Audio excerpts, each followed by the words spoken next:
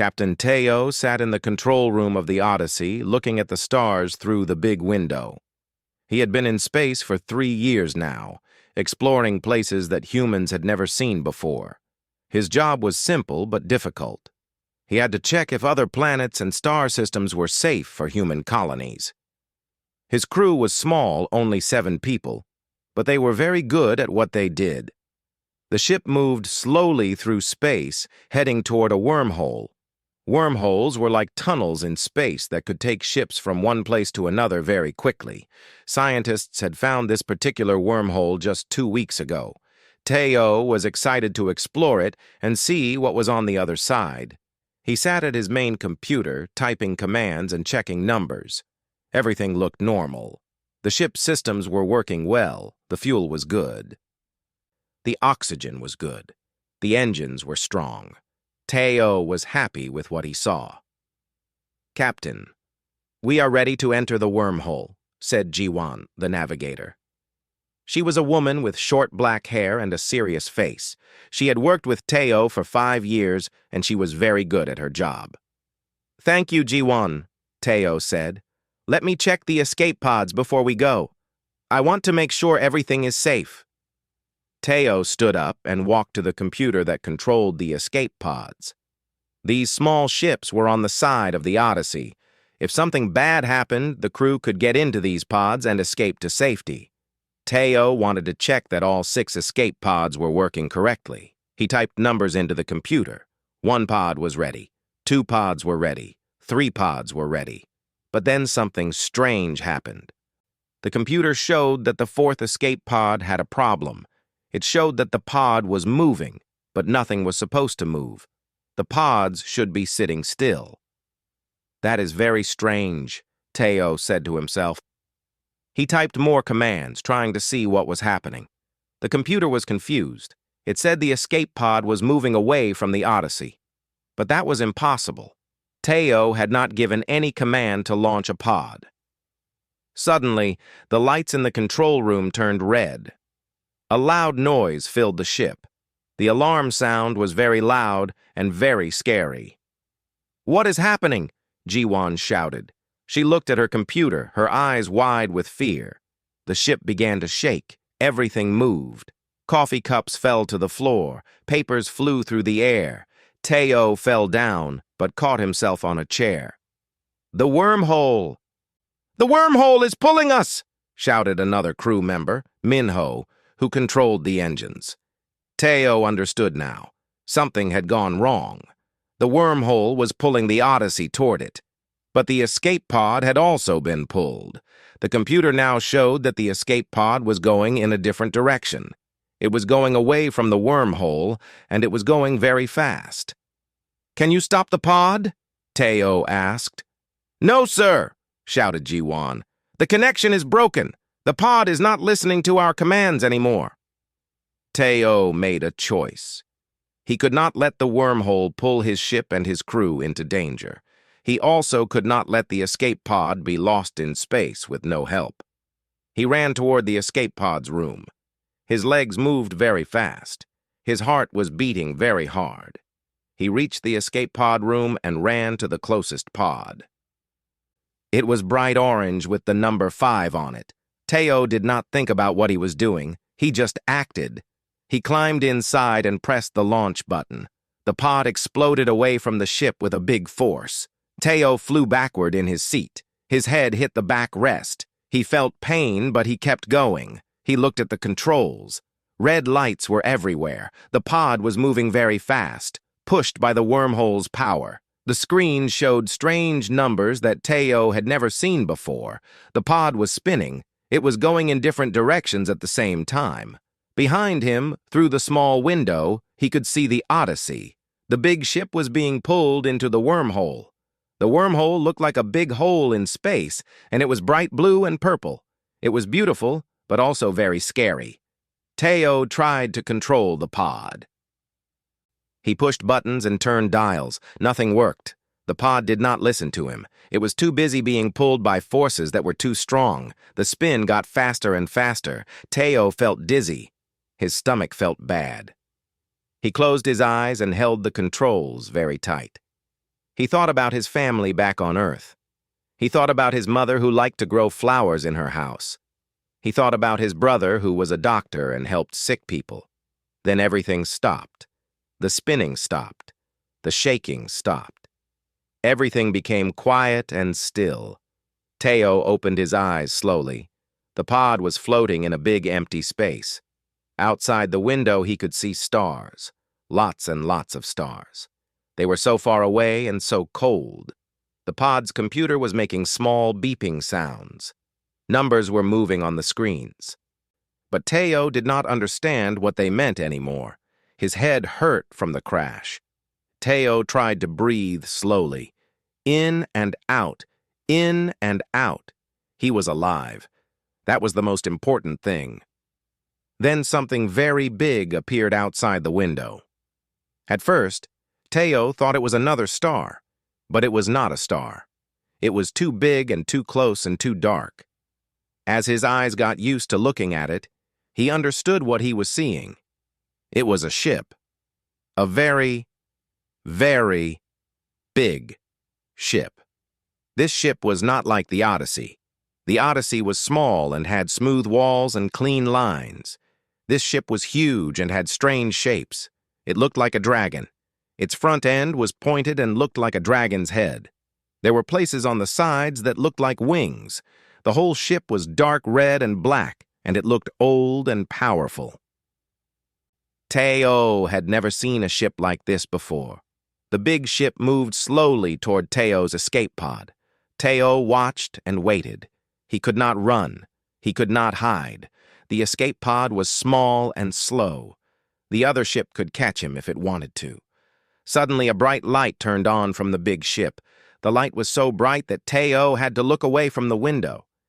He heard a sound, a deep sound like a big animal making noise. Then the escape pod moved. It was being pulled toward the big ship. Teo grabbed onto his seat.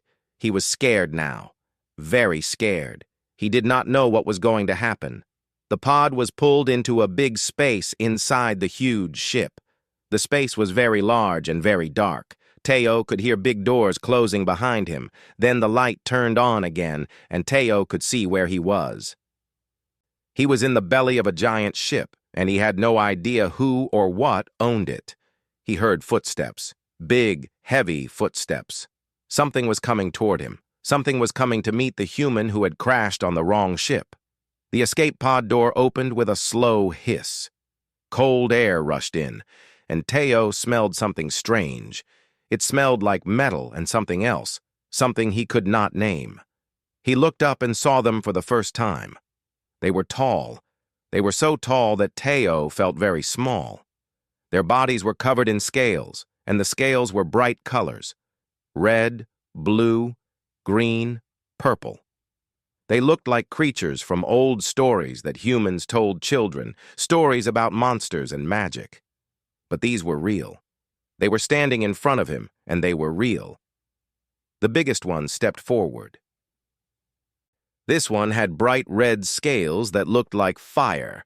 The creature had horns on its head, and its eyes were bright gold. It opened its mouth, and Teo saw teeth as long as his fingers. This creature was a dragon. A real dragon. And Teo was standing in front of it, alone, with no weapons. Teo's mind told him to run, his body told him to fight. But he knew both of those choices would end badly, so instead, he did something different. He slowly moved his hands upward. He opened his hands to show that he had no weapons. It was a signal that he wanted peace. The big red dragon watched him.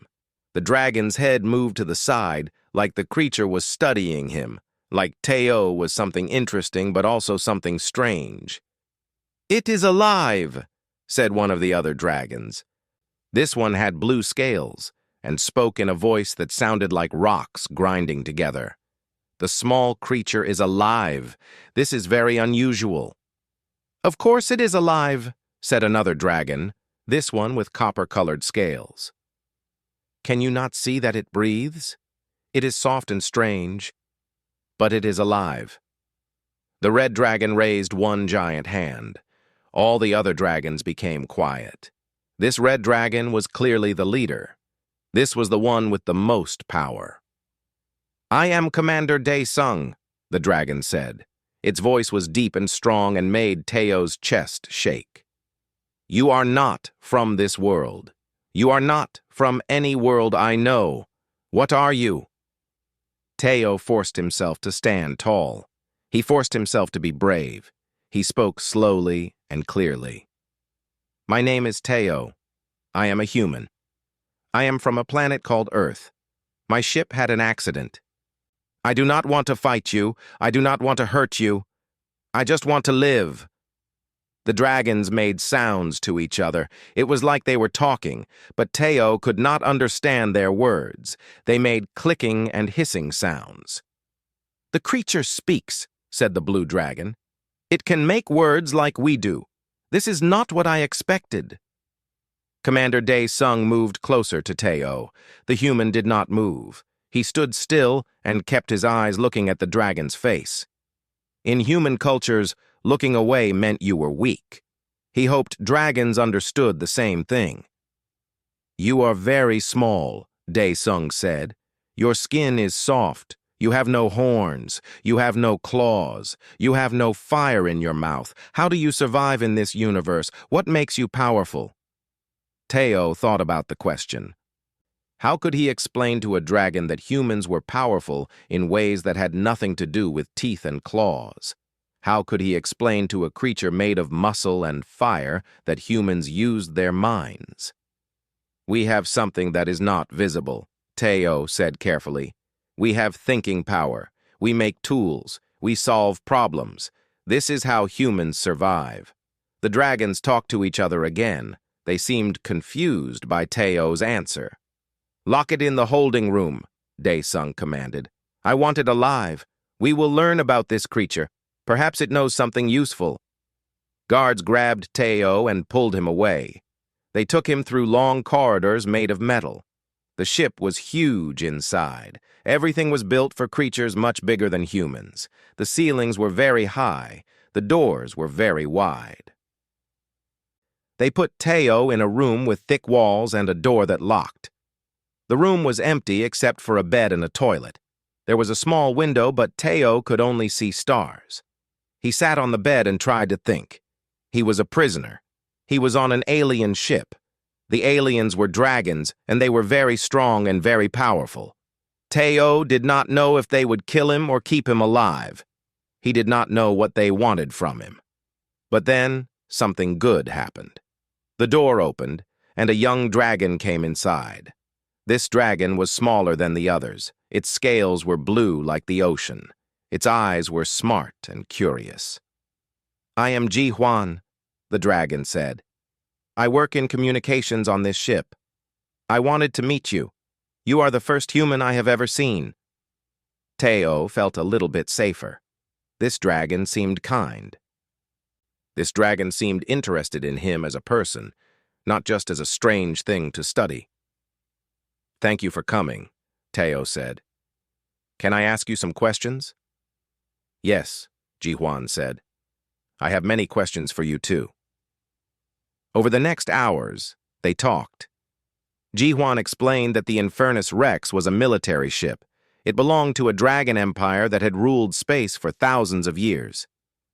"The dragons were going somewhere," Ji-hwan said. "They were going to attack a human colony.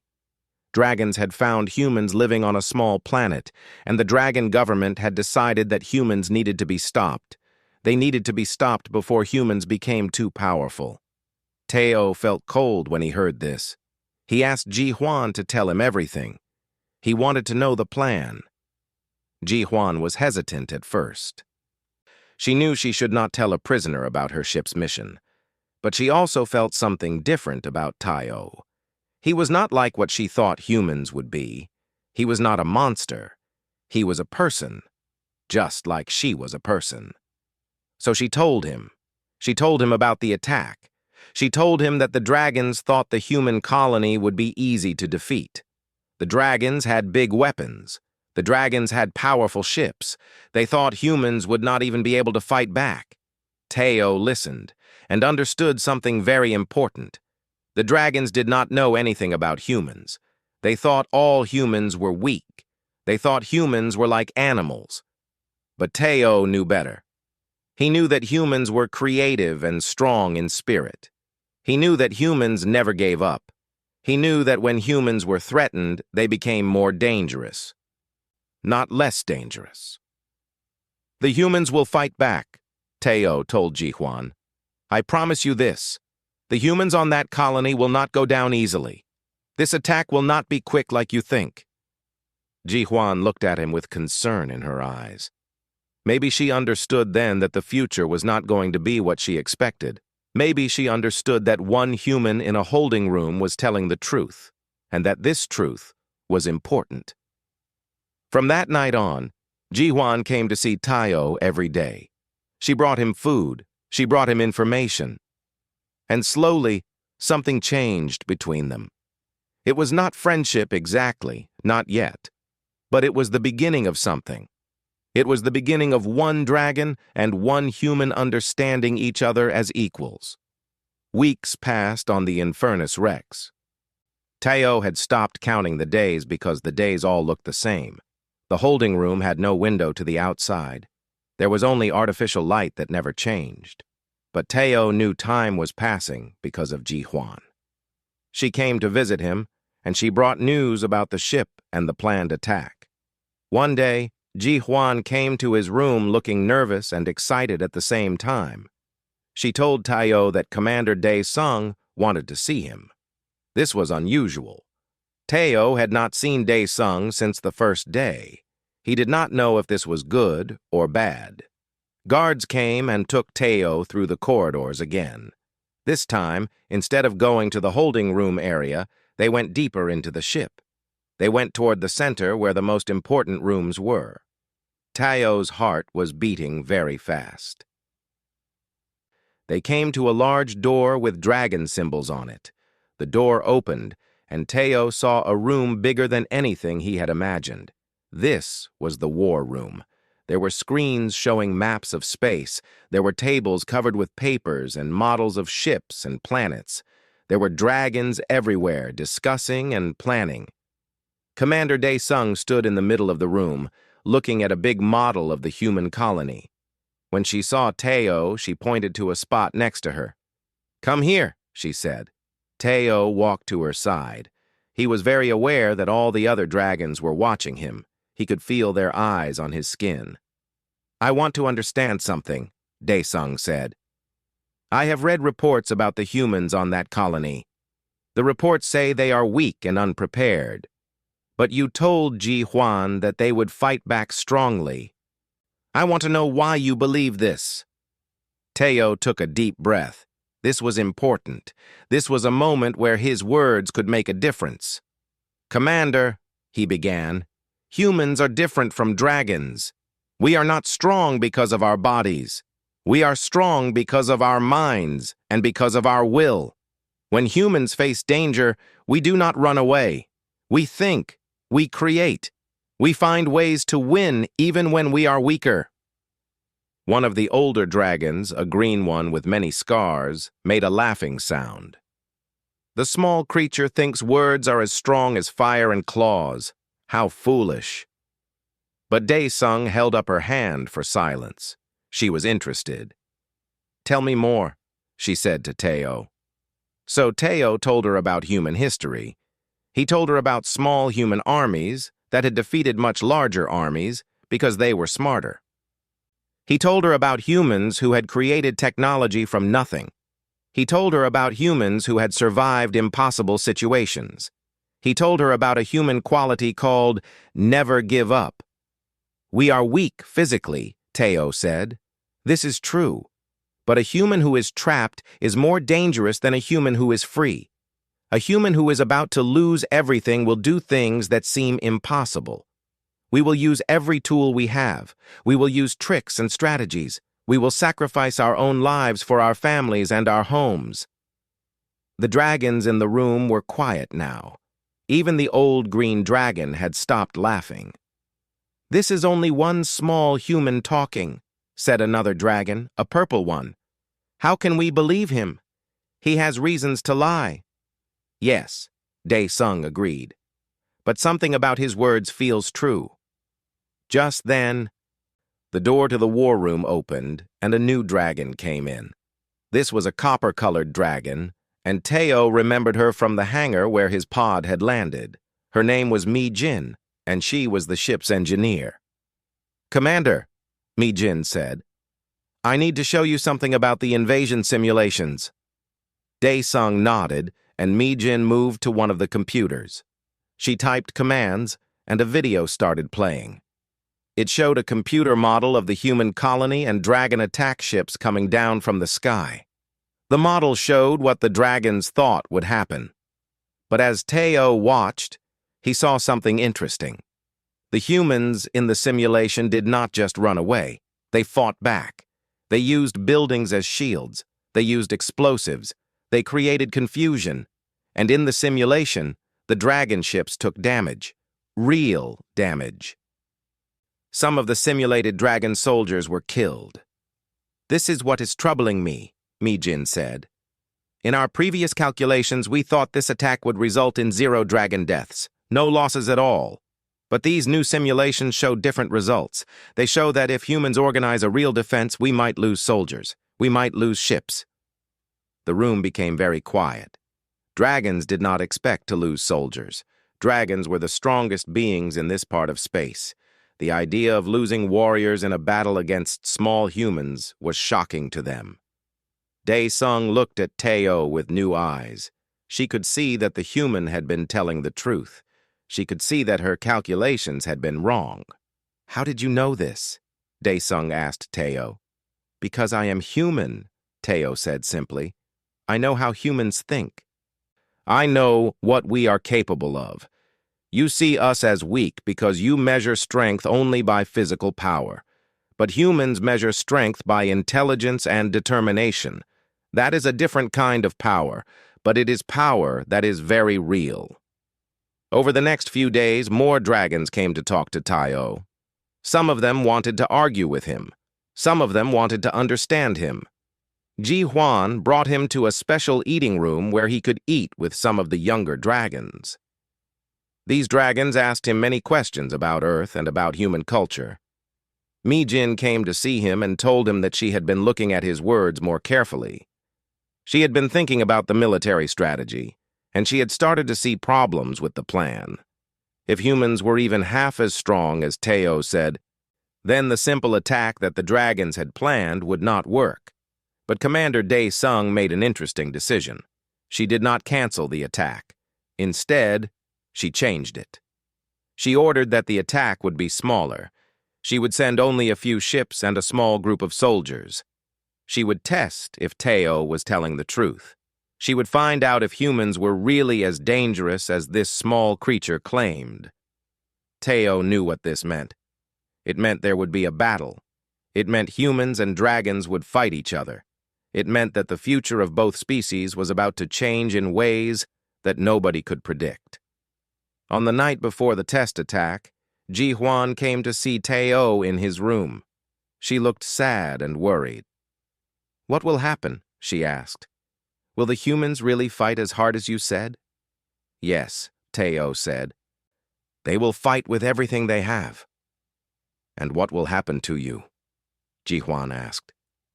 Teo did not answer right away. The truth was, he did not know. But he said, "I guess we will see if my words were true or just dreams." The communications room of the Infernus Rex was full of strange sounds and lights. Information from all over the ship came into this room, and operators like Ji-hwan worked to understand it all. Everything happening on the ship, everything happening with the attack, everything passed through this room. Ji-hwan sat at her station, listening and watching. She was supposed to monitor the communications from the dragon attack ships. She was supposed to make sure the radio signals were clear and strong, but she was also thinking about Teo. She was thinking about what he had told her about humans and about determination. Teo had asked Ji-hwan for something before he went to be with the attack force. He had asked her to help him do one thing. He had asked her to help him send a message to the human colony, a message that would warn them about what was coming. Ji-hwan had been nervous about this. It was against the rules. It was against her duty as a dragon soldier. But she had done it.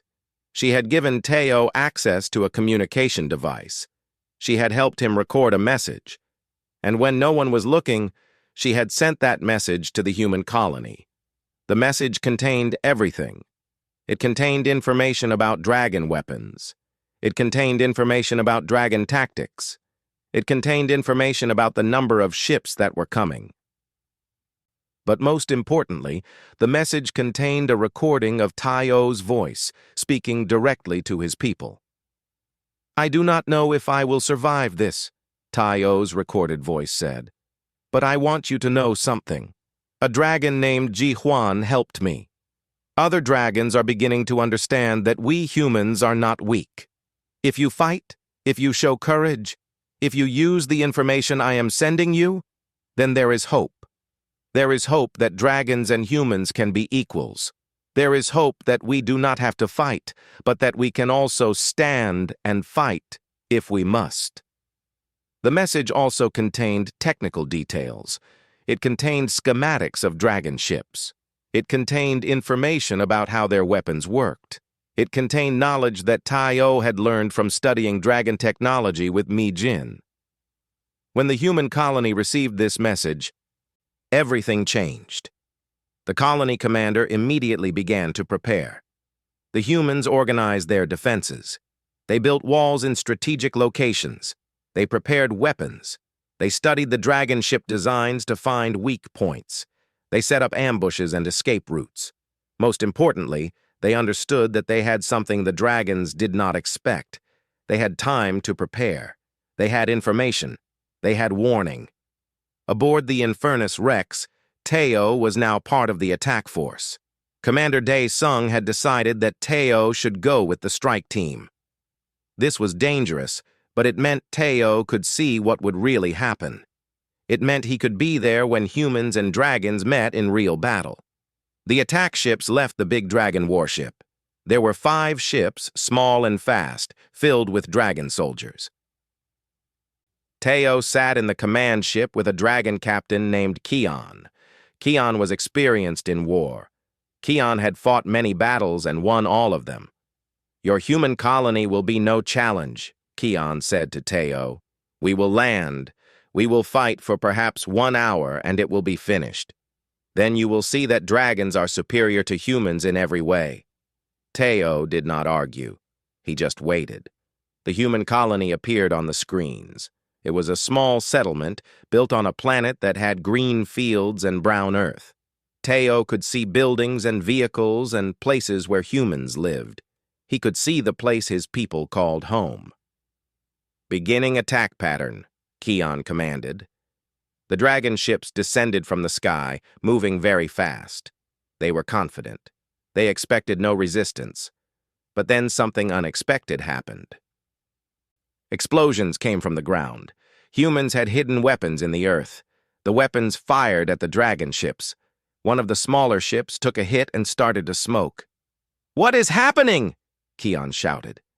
"The humans are fighting back," Teo said quietly. The dragon ships tried to land anyway.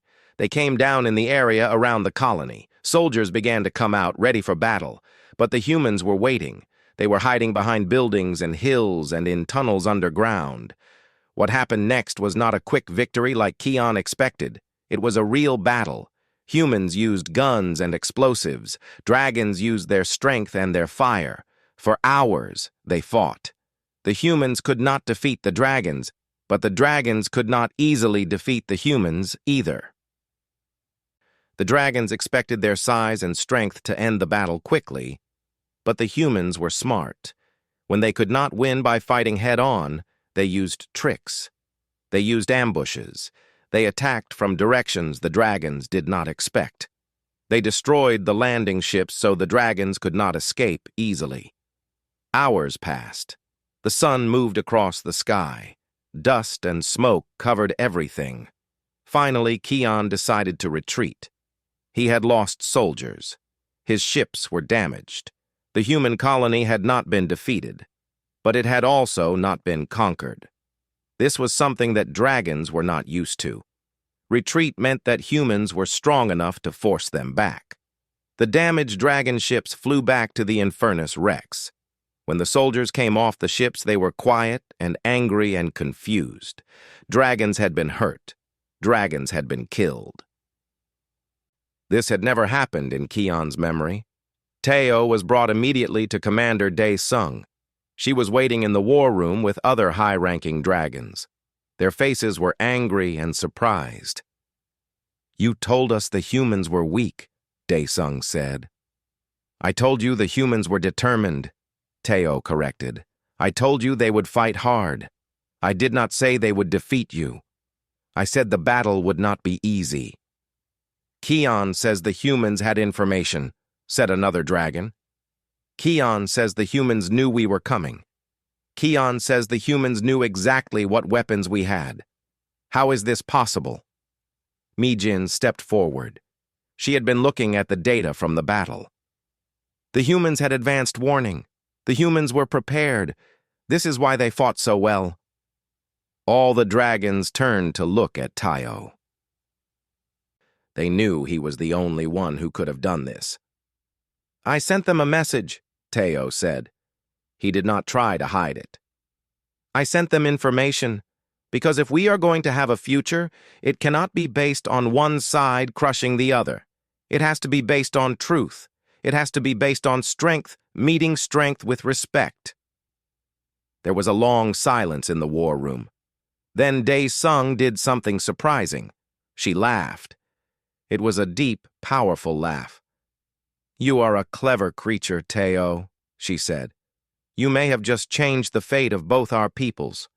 The question now is, what will we do with this truth you have shown us?" The council room of the Infernus Rex was filled with dragon leaders. There were generals who had fought many wars. There were scientists who had studied the stars for centuries. There were advisors who had guided the Dragon Empire for generations. They had all gathered because something important had happened, something that had never happened before in their long history. Humans had stood against dragons and not been destroyed. Commander Dae Sung presented the evidence from the failed attack. She showed videos of the battle. She showed the damaged ships. She showed the dead dragon soldiers. The dragons in the council looked at each other with expressions that mixed anger and confusion, and something else. Something that looked like respect. "This is impossible," said General Ken, the oldest dragon in the room. His scales were gray like stone, and his voice sounded like rocks falling. "Humans cannot be this strong. We have technology. We have weapons. We have power that they cannot possibly match. And yet," said Dae Sung, "they matched it. They fought with intelligence and courage and preparation. We underestimated them. We assumed they would fall easily, but they did not fall easily." "So what does this mean?" asked General Ken. "It means," said Dae Sung, "that the humans are not the simple creatures we believed them to be. It means that the conflict we planned would cost us more than we expected. It means that we must reconsider our strategy." Another dragon, a younger one named Sung Ho, who worked in the science department, stood up. "I have been studying the human Teo since his arrival. I have been looking at human history and human behavior. What I have discovered is remarkable. Humans are creative in ways that dragons are not. Humans work together across different groups and tribes in ways that our species struggles to do. Humans are not individually stronger, but as a group, they are more adaptable than we are." The council fell into heated discussion. Some dragons wanted to abandon the attack entirely. Some dragons wanted to mount a much larger invasion force and crush the humans completely before they could develop further. Some dragons wanted to do nothing and pretend the human colony did not exist. But Dae Sung had a different idea.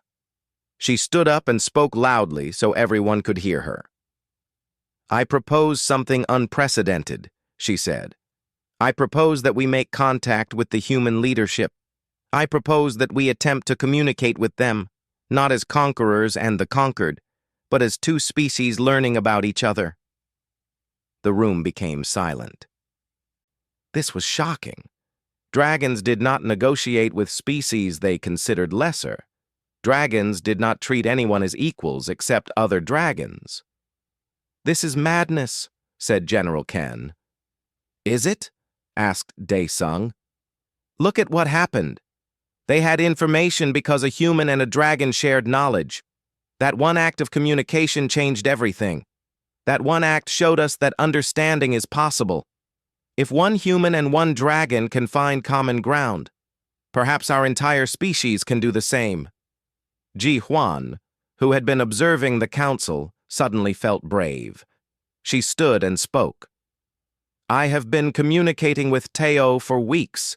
I have learned more from him than from years of studying other dragon cultures. He has taught me that strength is not just about power. Strength is about wisdom.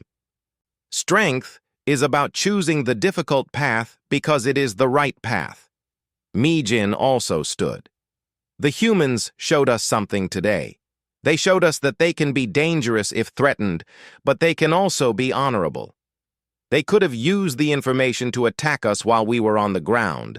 They could have damaged more of our ships. But they did not. They fought defensively. They tried to protect only what was theirs. This suggests that humans might be reasonable. This suggests that peace might be possible." The discussion went on for many hours. Eventually, the vote came. The council voted to support Dae-sung's proposal. The Infernus Rex would not attack the human colony. Instead, it would attempt to make peaceful contact. Dae-sung had one more thing to say. "Teo," she said, "you are the one who must help us with this. You must be the bridge between our peoples. Will you do this?" Teo was brought into the council room. He had been waiting in a chamber nearby. He had not known what the outcome would be. When he heard the decision, his face showed surprise and emotion. "Yes," he said. "Yes, I will help." The Infernus Rex changed course. Instead of moving away from the human colony, it moved toward it. But this time, it was moving slowly. This time, it was sending signals of peace. As the big dragon ship approached the human colony, Teo stood in the communications room next to Ji Hwan. She helped him prepare a broadcast message. It would be his voice speaking to his people. "This is Captain Teo of the human exploration vessel Odyssey," he said into the recording device. "I am alive. I am safe. I am with the dragon species. They are not enemies. They are beings like us, trying to understand their place in the universe. I have convinced them to attempt peaceful contact. I believe we have an opportunity here to create something new. An understanding, a partnership between two species. Please do not be afraid. Please do not attack. Please listen."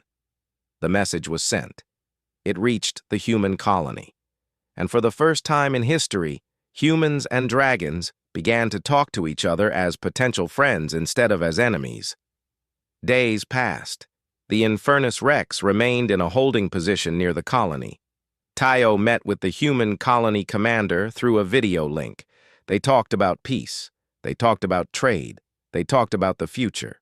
Commander Dae-sung and the Council of Dragons learned that humans could think as deeply as dragons did. Humans had different ways of solving problems, but the solutions were just as clever. Humans created art and music and stories, things that dragons had never valued before, but now found beautiful. The humans learned that dragons, despite their power, were also capable of doubt and change. Dragons could learn. Dragons could choose a different path. Dragons could be moved by the courage of a small human who believed that understanding was possible. Teo walked through the corridors of the Infernus Rex, and now the dragon crew greeted him not as a prisoner but as a guest, as a respected guest, as someone who had helped change the fate of their entire civilization.